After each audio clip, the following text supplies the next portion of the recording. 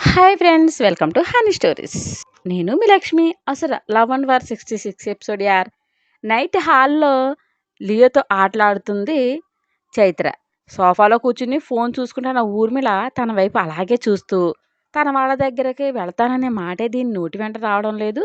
అసలు ఆ ఊహ అయినా ఉందా అని మనసులో అనుకుంటూ, చైత్ర కొంచెం మజ్జిగివ్వు అంది. తీసుకొస్తానంటీ అని కిచెన్లోకి వెళ్ళింది చైత్ర. ఇది పైకి రాకుండా కింద ఏం ఓడబడుస్తుంది అని కిందకు చూసిన దేవుకి తన మామ మాటలు వినిపించి తనకేదో తేడా కొట్టి కిందకు వచ్చి స్టెప్స్ పైన నిలబడ్డాడు. మజ్జిగ చేసుకుని గ్లాసులో పోసుకుని తీసుకొచ్చి తీసుకోండి అంది ఆమె. గ్లాస్ అందుకుంటూ, అవును, నీ పేరెంట్స్ నీ మీద ప్రేమ లేదా? నువ్వు వచ్చి ఎన్నాళ్ళైనా నువ్వు ఒకరి ఇంట్లో ఉంటున్నావని కనీసం ఇంగిత జ్ఞానం లేకుండా నిన్ను ఇలా వదిలేశారు అని వెకిలిగా నవ్వింది ఊర్మిళ. ఆ మాటకు చివ్వున కంట్లో నుండి నీళ్లు చిందే చైత్రకు. రాంగగా అనుకోకు, నిన్ను ఎగతాళి చేయడం నా ఉద్దేశం కాదు చైత్ర. ఒక ఆడపిల్లని, అది పెళ్ళైన దాన్ని ఇలా పరాయి వాళ్ళ ఇంటికి పంపి అంత ధైర్యంగా ఎలా ఉంటున్నారు నీ పేరెంట్స్? నీ భర్త కూడా నీ కోసం రాలేదు. చూడ్డానికి అందంగా ఉంటావు, ఒబిడియంట్గా ఉన్నదానివే. నువ్వెందుకు నచ్చలేదు? అసలు నీకు పెళ్ళయిందా, లేక సింపతి కోసం మెడలో నీకు తాళి నీకు నువ్వే వేసుకున్నావా? అలాంటిది ఏదైనా ఉంటే చెప్పు. మంచి అబ్బాయిలు చాలామంది ఉన్నారు, వాళ్ళలో ఎవరో ఒకరితో నీకు పెళ్లి చేస్తా అని పెడసరంగా అంది ఊర్మిళ. అలా అయితే చైత్రని బయటికి పంపను ఊర్మిళ, నా కోడల్ని చేసుకుంటాను. ఇలాంటి బంగారపు బొమ్మ ఏ ఇంటికి వెళ్ళినా సంతోషాలే పండిస్తుంది అని మురిపెంగా అంది రుక్మిణి. నీకు తెలిసినట్లు చైత్ర విలువ మా అమ్మకు తెలియలేదు అమ్మా అని ముందుకు వచ్చి, అవునమ్మా, అంత మంచివాళ్ళు ఎంతమంది అబ్బాయిలు ఉన్నారేంటి నీ అండర్లో? నీ ఫ్రెండ్స్ కొడుకులా వాళ్ళంతా నీకంటే హైట్స్లో ఉంటారు, మరి చైత్రని చేసుకోవడానికి ఇష్టపడతారా మామ్ అని నవ్వు మొహంతో అన్నాడు దేవ్. చురుగ్గా చూసింది దేవ్ వైపు చైత్ర. కళ్ళతోనే నవ్వాడు. ఆ నవ్వుకి ఉడికిపోయింది. కోర్స్ చైత్రకు ఏం తక్కువ? అయినా ఇప్పుడు మంచి అమ్మాయిలకు ఫుల్ డిమాండ్ కూడా ఉంది. ఎవరైనా కళ్ళకు అద్దుకుని చేసుకుంటారు. ఇక చైత్ర లాంటి అమ్మాయి కోడల్ని చేసుకోవడానికి అక్కే ఆశపడుతుంటే ఇక నా ఫ్రెండ్స్ ఎందుకు చేసుకోరు అని ఏదో చేద్దామనుకుని దేవుమాయలో పడింది ఊర్మిళ. ఈవిల్ స్మైల్ విరిసింది దేవు పెదల మీద. ఓ నా పిచ్చి మామ్ అనుకుని, మామ్, పక్క వాళ్ళ పర్సనల్ లైఫ్లోకి గుచ్చి గుచ్చి చూడడం మానేయి. ఆడపిల్లనే కాదు, ఏ బిడ్డని ఏ పేరెంట్స్ వదులుకోరు. ఏ, నువ్వు నన్ను వదిలేసుకుంటావా అని వాడిగా ప్రశ్నించాడు. నేనెందుకు వదులుకుంటా అని సీరియస్గా అంది ఊర్మిళ. కదా, చైత్ర సమస్య ఏంటి నీకు తెలియనప్పుడు తన పేరెంట్స్ జ్ఞానం కోసం నువ్వెద్దేవా చేయకూడదు. నాని అంటే ఎంత నమ్మకం లేకపోతే తనతో పంపిస్తారు? ఇక్కడ నమ్మకం ఇంపార్టెంట్, అది కోల్పోకూడదు మామ్. తను నీలాంటిదే అని నువ్వెందుకు ఆలోచించడం లేదు? నువ్వేమైనా మెచ్యూరిటీ లేని టీనేజ్ గలవా ఎదుటి వాళ్ళ కష్టాన్ని బాధని అర్థం చేసుకోవడానికి అని చురకంటించాడు దేవ్. ఏం మాట్లాడాలో తెలియక మౌనమే సమాధానం అయింది ఊర్మిళ నుండి. నీకు టంగ్ ఇచ్చింగ్ తగ్గదే అని కోపంగా అన్నారు భరద్వాజ్ గారు. ఆంటీని ఏమీ అనకండి, ఆవిడ అన్నది నిజమే అంకుల్. ఏ ఆడపిల్లకైనా పేరెంట్స్ అండ ఉండాలి. నాకు అంత అదృష్టం లేక ఇలా మాటలు పడుతున్నాను అంతే. ఆంటీ తప్పులేదు అని వెళ్ళింది చైత్ర. ఊర్మిళ మీద అరిచి చైత్ర వెనుక పరుగు తీశాడు లియో. తొందరపాటు తన పనికిరాదు ఊర్మి, ఇంకెప్పుడు తెలుసుకుంటావో? చైత్రని బాధ పెట్టావు, నీకేం కండ పెరిగిందో చూపించు అని సీరియస్గా అడిగి, ఆడపిల్ల అంటే ఇంటికి మహాలక్ష్మి. లయ అలా మనల్ని కాదనుకుని వెళితే ఎంత బాధపడ్డాము? జాను చైత్ర ఇంట్లో తిరుగుతుంటే ఇల్లంతా ఎంత కళగా ఉంది. అది అర్థం చేసుకోవు, ఏదో అనేయాలనే ఆరాటం అంతే. చాలు పద వెళ్ళు అన్నారు భరద్వాజ్. మొహం చిన్నబుచ్చుకుని వెళ్ళింది ఊర్మిళ.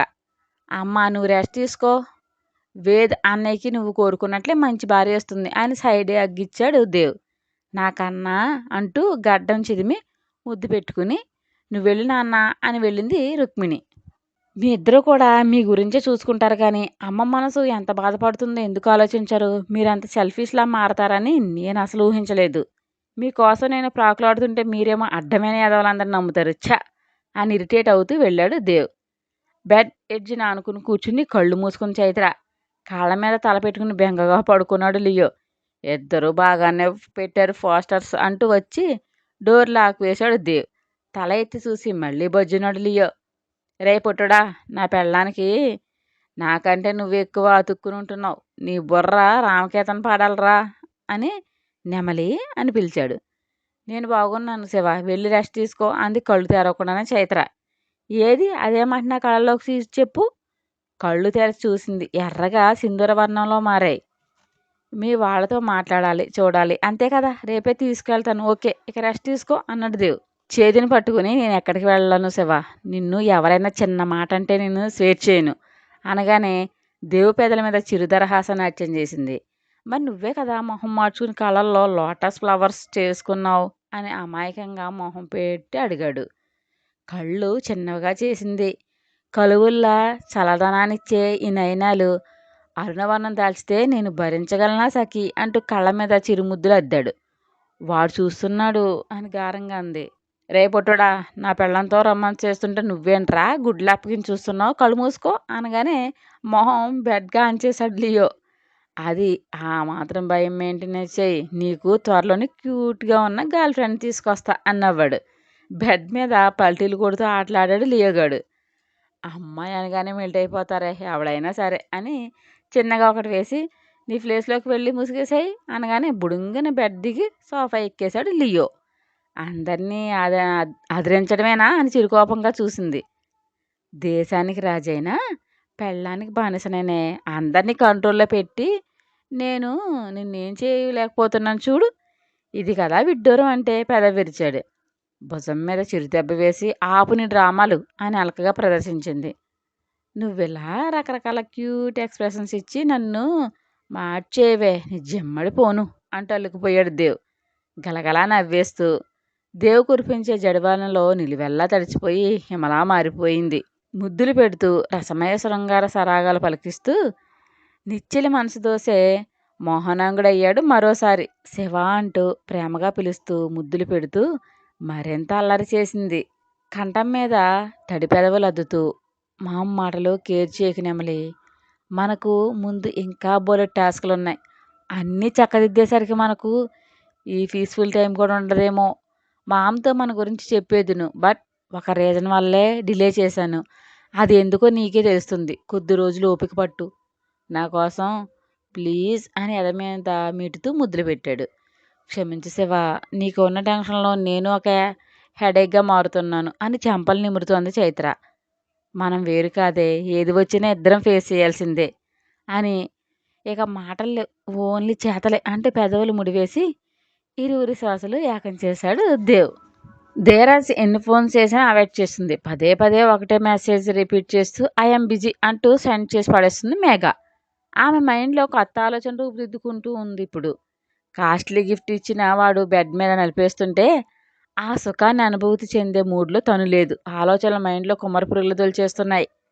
చైత్రకి ఇంత రిచ్ పర్సన్తో పెళ్లి జరిగిందని తెలిసినప్పటి నుండి మనసు ఈర్ష్యతో భగభగా మండిపోతూనే ఉంది. అందుకే ఏది ఎంజాయ్ చేసే మూడ్లో తను లేదు ఇప్పుడు. వాడి పని కానిచ్చి పక్కకు వరిగి ఏమైంది డియర్, అసలు యాక్టివ్గా లేవు అన్నాడు ఆయాసంతో రొప్పుతూ. నీకు సరిపోయింది కదా అని విసుగు ప్రదర్శించింది. నీ అందాన్ని అంత అనుభవించినా తనివి తీరదు డియర్ అంటూ ముద్దులు పెట్టాడు. అంత నచ్చానా అని గోముగడిగింది.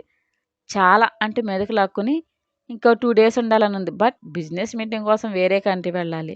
నువ్వు వస్తావా, మస్తు ఎంజాయ్ చేద్దాం అన్నాడు. ఇప్పుడు కాదు మరోసారి వెళ్దాం, అప్పుడే హ్యాండ్ ఇవ్వకూడదు అని కిస్ చేసి నవ్వింది. ఓకే అంటూ ఫ్రెష్ అయ్యి వస్తా అని లేచి రూమ్కి వెళ్ళాడు. బ్లాంకెట్ మీదకి లాక్కుని కింద పెదవి కొరుకుంటూ గాల్లో లెక్కలు వేస్తూనే నిద్రలోకి జారింది మేఘ. నెక్స్ట్ డే 3 star హోటల్లో ఈవిల్ మీటింగ్ పెట్టారు. మేఘ వైపు కన్నార్పకుండా చూస్తున్నాడు జయంత్. వాట్ అని గద్దింపుగా అందామె. చిన్నగా నవ్వి ఎంత ట్విన్స్ అయినా ఏదో ఒక తేడా అయితే ఉంటుంది. చైత్రిని నేను చూశాను, బట్ మీ మధ్య ఎలాంటి డిఫరెన్స్ కనిపించలేదు, అందుకే చూస్తున్నా. మరోలా అనుకోకు, నాకు సిస్టర్ వార్స్ అవుతావులే అని వ్యంగ్యంగా నవ్వాడు జయంత్. పోలీస్ రిలేషన్స్ అంటే నాకు పరమ రోత. సో ముందు మ్యాటర్లోకి రండి. వేదాంత్ ఎక్కడున్నాడో తెలిసిందా అని సీరియస్గా అడిగింది మేఘ. ముంబై బ్రాంచ్లో ఉన్నాడంట అని చెప్పాడు అర్ణవ్. అంటే తన పెళ్లి గురించి సీక్రెట్ మెయింటెనెన్స్ చేస్తున్నాడు అన్నమాట. ఆటోవాలా అని వెకిలిగానే అంది మేఘ. ఆటోవాలా కాదు, కోట్ల ఆస్తిపరుడు మా బావ అన్నాడు అర్ణవ్. ఎన్ని ఎత్తులు వేసినా గెలుపు ఎప్పుడు ధర్మానదని తెలియక ప్లాన్లు వేస్తున్నారు. కానివ్వండి, అవకాశం నీ ముంగిట వాలింది మిస్టర్ జయంత్. నువ్వేం ఆలోచిస్తున్నావో చెప్పు అని బలుపుగా అంది. ముందు నీ ప్లాన్ ఏంటో చెప్పు, అప్పుడు నా ఆలోచన చెబుతా. నాకంటూ సపరేట్ ప్లాన్స్ ఉండవు. సమయానుకూలంగా అల్లుకుపోవడమే. సిచ్యువేషన్ తగ్గట్లు వెళ్ళిపోతాను. ప్లాన్ చేసి అలాగే చేయాలంటే కుదరదు. వీడు చాలా డప్పులు కొడుతున్నాడు కదా ఆటో వాళ్ళ కోసం అని వెకిలిగా నవ్వింది. మేఘ పొగరు వగరు చూసి లోపల ఆశ్చర్యపడుతూ సేమ్ చైతన్యం గుర్తు చేసుకున్నాడు. మల్లికంటే స్వచ్ఛంగా నవ్వుతూ దేవి ఇంట్లో వాళ్ళందరితో తను ఎలా మమేకమయ్యిందో కళ్ళ ముందు మెదలగానే ఓ గాడ్ ఇద్దరిలో ఇసుమంత కూడా పోలికే లేదు అనుకున్నాడు జయంత్. నా ప్లాన్ ఏంటంటే అని చెప్పడం ప్రారంభించి అంతా వివరంగా చెప్పి నువ్వు చేయగలవా అని అడిగాడు.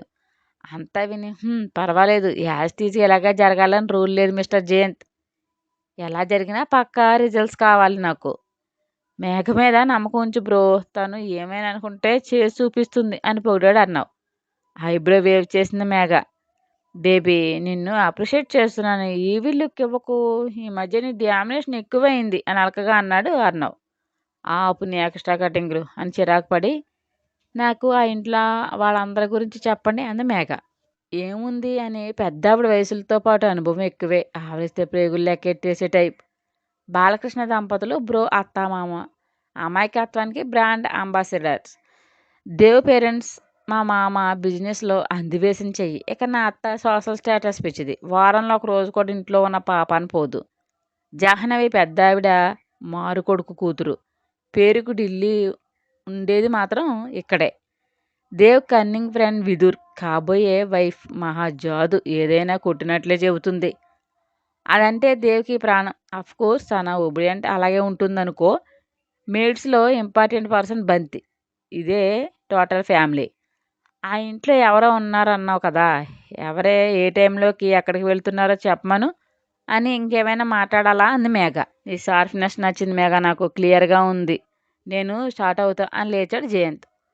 బ్రో జాను మీద క్రష్ ఫీలింగ్ పోలేదా, తన గురించి లైక్ తెలిస్తే పీక పట్టుకుంటుందేమో అని హాస్యమాడాడు. పగ కోసం లైఫ్ని సాక్రిఫైస్ చేసుకోరు మిస్టర్ జయంత్, వేరే వేలో వెళ్ళాలి. మనం హ్యాపీగా ఉంటూనే మన ఎనిమికి స్వీట్ టార్చర్ చూపించాలి అని వంకరగా నవ్వింది. మేఘ వైపు అదోలా చూసి ఏమీ సమాధానం చెప్పకుండా వెళ్ళిపోడు జయంత్. ఊరిపెలో కొరివితో తలగొక్కున్నాడు అని పెద్దగారుగా తిప్పింది మేఘ. దేవు మీద రివెంజ్ తీర్చుకునే ప్రాసెస్లో లయని ఒక వెపన్లా వాడుకుందాం అనుకునే పెళ్లి డ్రామా షురూ చేశాడు. దేవు చేతిలో చావకుండా ఉండాలంటే తప్పదు మరి, ప్రేమ కంటే ప్రాణం ఇంపార్టెంట్ కదా అని నవ్వాడు. వాడిను తెగ ఎత్తేస్తున్నా నీకు సిగ్గు అనిపించడం లేదా అని విసుగు ప్రదర్శించింది. జలసి అనుకుంటా, చెల్లెల భర్త అంత తోపు అంటుంటే. ఎందుకు సిగ్గు, టాలెంట్ ఉన్నవాడిని పొగడాల్సిందే అని పెదవి విరిచాడు అర్ణవ్. నీతో నాకెందుకు వాదం, పద అంటూ బ్యాగ్ తీసుకుంది. రూమ్కి పేరు చెల్లించాను మేఘ అని తినికాడు. షడాబే వర్మ, ఇక్కడ ఎక్కువసేపు ఉండడం శ్రేయస్కరం కాదు అని గుడ్లురిమి తన స్కార్ఫ్ తీసి మొహాన్ని కట్టుకుని విసురుగా బయటికి వెళ్ళిపోయింది మేఘ. వెనుకే కాళ్ళు ఇడ్చుకుంటూ వెళ్ళాడు అర్ణవ్. ఏంటి అలా బొంగమూతి పెట్టావు అని వేళ్లతో పెదవుల్లాగి నవ్వాడు దేవ్. నేనంటే ప్రేమ తగ్గిపోయింది శివ నీకు అంటూ తినికింది చైత్ర. ఐబ్రో వేవ్ చేసి నైట్ అంత ప్రేమ కురిపించా చాలలేదా, మీ ఆడవాళ్ళకు తృప్తి ఉండదే బాబు అని కవ్వించాడు. చి నీకు అసలు సిగ్గు లేదు, ఎప్పుడు అదే అంటూ రెండు పీకింది. నడుము చుట్టూ చేతిని వేసి దగ్గరకు లాక్కొని మరి ఏ ఉండాలే, మనం యూత్ పాప, ముసలివాళ్ళ ముచ్చట్లు అప్పుడే మనకెందుకు చెప్పు అని మొహం మీద ఉన్న ముంగుర్లని చెవి వెనుక పెట్టాడు దేవ్. నన్ను గుడికి తీసుకెళ్ళిసేవా అని గారాలు పోయింది. ఇది ఓల్డ్ ఫీచర్ ఫోన్ అప్డేట్ అని తన నుదుటిని ఢీ కొట్టి టెంపుల్స్ తిరిగే రోజులు చాలా ఉన్నాయే, పతికి ముద్ద పూజలు చేసుకో, ఎంత పుణ్యమో తెలుసా అని నవ్వాడు. ఈ వెక్కిరింతకేమీ తక్కువ ఉండదు అని ముక్కులాగింది. నిజమే బాబు నమ్మవా అని పెదవుల మీద పెక్కించి వ్యూస్ కోసం ఎక్కడా లేని వీడియోలు అప్లోడ్ చేస్తున్నారు. అవన్నీ చూసి ఆచరించకూడదే మైదానం. అమ్మవారి గుడికి శివ తల్లిని దర్శించుకుని చాలా రోజులైంది, ప్లీజ్. ఓకే ఈవినింగ్ తీసుకెళ్తాను, రెడీగా ఉండు. మరి నాకేం లేదా అని మెడవంపులో ముద్దు పెట్టి హస్కీ వాయిస్ అడిగాడు. లంచాల అబ్బాయి అయ్యాడబ్బా, ఎలా అస్తమానంటే కుదరదు అని ముద్దు పెట్టింది. ఈ రోజుల్లో లంచం ఇవ్వకుండా ఏది జరగదు అమ్మాయి అని పెదవులు అందుకుని గాఢంగా ముద్దు పెట్టాడు. బయట లియో భజన చేయడం విని వీడు నాకు సవితిలా తయారయ్యాడు, నా పెళ్ళంతా కాసేపు ఏకాంతంగా ఉంటే చాలు వారవలేకపోతున్నాడు, డిప్ప మీద పీకాయాలి పొట్టోడిని అంటూ డోర్ ఓపెన్ చేసి ఏంట్రా అని గసిరాడు. గంతులు వేస్తూ స్టెప్స్ వైజ్ చూపించాడు. తన మామ పైకి కనిపిస్తూ వస్తుంది. ఓ మామ వస్తుందా, చెప్పడానికి పిలుస్తున్నావా, పద అని రూమ్ డోర్ దగ్గరికి వేసి తనే ఎదురెళ్ళాడు దేవ్. నీకోసమే వస్తున్నా పద, నీ రూమ్కి వెళ్ళి మాట్లాడుకుందాం అంది ఊర్మిళ. నాతో ఏం మాట్లాడాలి మామ్, పద మనం మీ రూమ్కి వెళ్దాం అని ప్రేమగా భుజం చుట్టూ చేతిని వేశాడు దేవ్. అప్పుడే అరుస్తుంది. కొడుకు కొంచెం సాఫ్ట్‌గా మాట్లాడగానే తబ్బిబ్బిపోతుంది పిచ్చి ఊర్మి ఆంటీ. అమ్మ, కొడుకు అలా చెట్టాపట్టాలు వేసుకొని రావడం చూసిన భరద్వాజ్ గారి నొసలు అంగుళం పైకి లేచాయి. స్టోరీ మీకు నచ్చినట్లయితే ఒక లైక్ ఇచ్చి కామెంట్ చేయండి ప్లీజ్. షేర్ అండ్ సబ్స్క్రైబ్ చేయండి బడ్డీస్.